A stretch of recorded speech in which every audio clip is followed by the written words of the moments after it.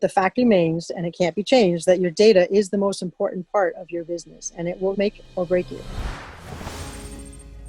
No matter where you are in your business life cycle, it's certainly never too soon to be collecting your own data. Even when you're very small, your very first customer can be and should be your very first data point. At the beginning, it can be fun. And I mean, I say this as a data scientist, but I really do think it's fun if you care about your business to start collecting all of the information that you have available. You maybe won't need to do that forever. It might turn out that you pick up a piece of information that just proves to be totally silly about where they live or something like that, that doesn't turn out to be relevant for you.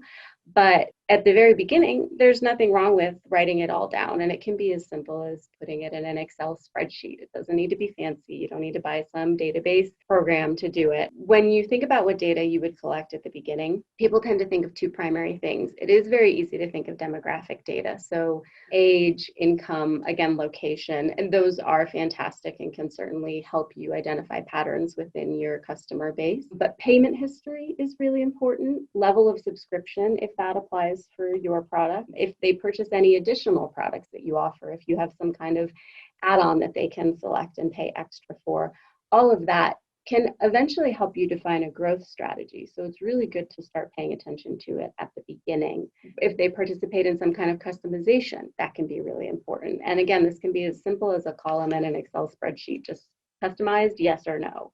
For everyone, no matter how big you are, building a well-rounded picture of the customers who stick around versus the ones who leave can help focus your promotions. Another common misunderstanding we hear when we were talking to folks at the conferences is that they don't feel like they're big enough to do anything with their data, but I don't think they realize that they can do something with even 1,000 names. Can you talk about the various things that people can do on the various stages of their business's life cycle?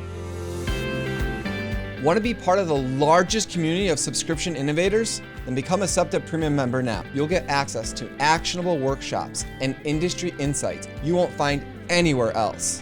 Our community is growing, and so could your business. SUBTA members get so much more than just amazing content. Take your subscription business to the next level. Visit us at SUBTA.com.